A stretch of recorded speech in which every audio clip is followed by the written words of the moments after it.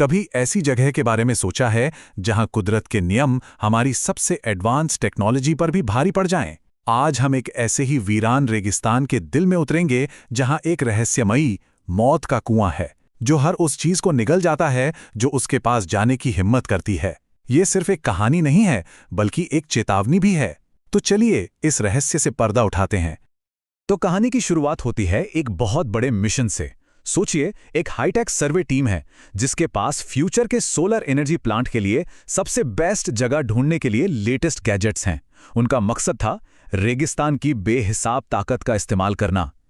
लेकिन शायद रेगिस्तान के अपने कुछ और ही प्लान थे। वो पूरी की पूरी टीम और उनकी वो स्पेशल कार बस गायब हो गए, जैसे कभी थे ही नहीं। अब जब टीम से कोई कांटेक्ट नहीं हो पाया तो कंपनी ने अपनी सबसे ताकतवर चीज का इस्तेमाल किया, पावरफुल सैटेलाइट्स, जो जमीन के चप्पे चप्पे पर नजर रख सकती हैं। लेकिन जो दिखा वो और भी ज्यादा डरावना था। सैटेलाइट की तस्वीरों में एक दिन गाड़ी साफ साफ दिख रही थी और अगले ही दिन वहां कुछ भी नहीं था। कोई निशान नहीं, कोई मलबा नहीं। ऐसा लगा जैसे रेगिस्तान ने उन्हें वजूद से ही मिटा दिया हो। तो असली सवाल तो यही है, उस हाईटेक सर्वे टीम और उनकी अत्याधुनिक गाड़ी का आखिर हुआ क्या? क्या ये सिर्फ एक भयानक हादसा था, या वो किसी ऐसी ताकत का शिकार हुए जिसे हमारा विज्ञान आज तक समझ ही नहीं पाया है? यही सवाल हमें इस कहानी के और भी गहरे राज की तरफ ले जाता है।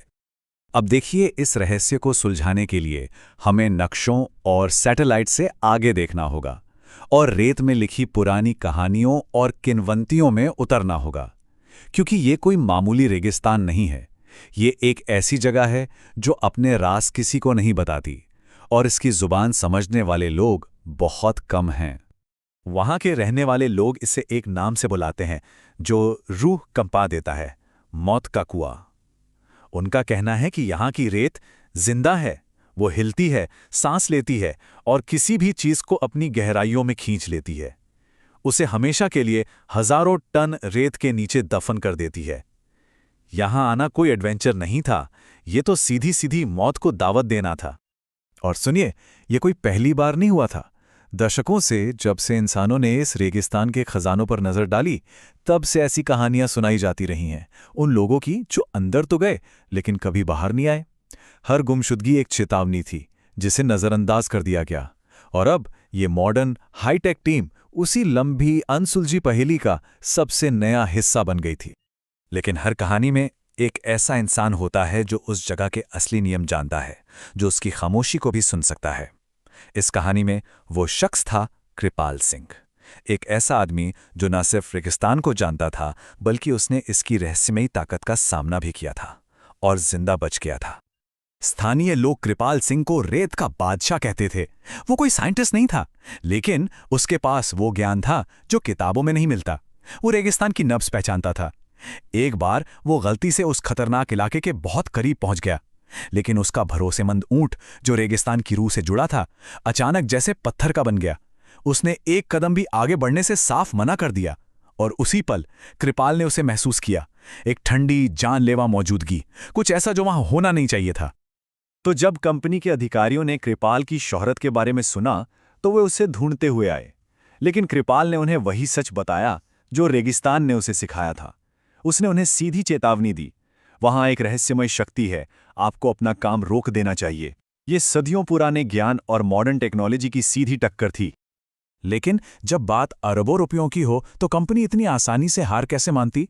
उन्होंने कृपाल को पैसों का लालच दिया, इतना पैसा कि उसके सारे कर्ज चूक जाते और जिंदगी संवर जाती। अब ये एक मुश्किल चुनाव था, अपने तजुर्बे पर भरोसा करना या अपने परिवार का पेट पालना। भारी मन से और अपने डर के बावजूद उसने उनकी पेशकश मान ली।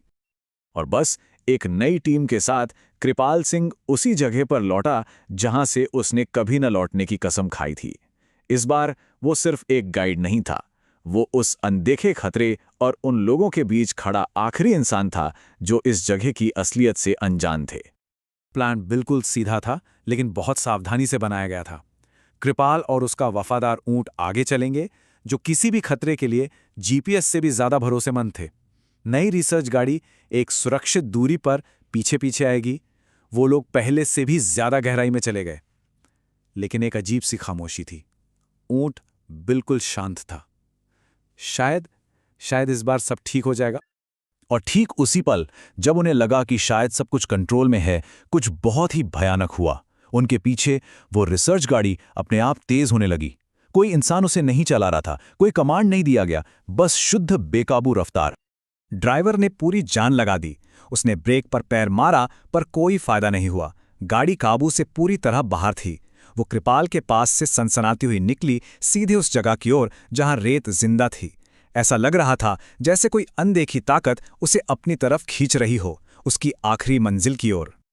और फिर ठीक वैसा ही हुआ जैसा पुरानी कहानियों में कहा गया था। वो गायब हो गई। रेत का मुंह खुला और उसने पूरी गाड़ी को एक ही पल में निगल लिया।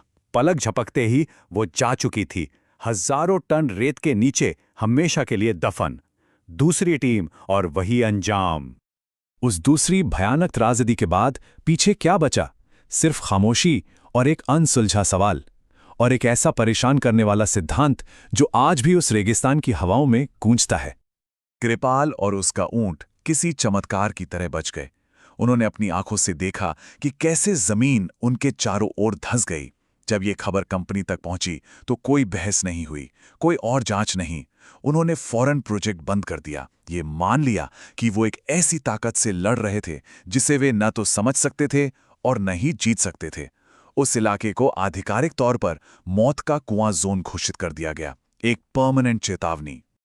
और उसी डर और उलझन के बीच से एक कहानी ने जन्म लिया, एक ऐसा सिद्धांत जो लोगों ने खुद को समझाया।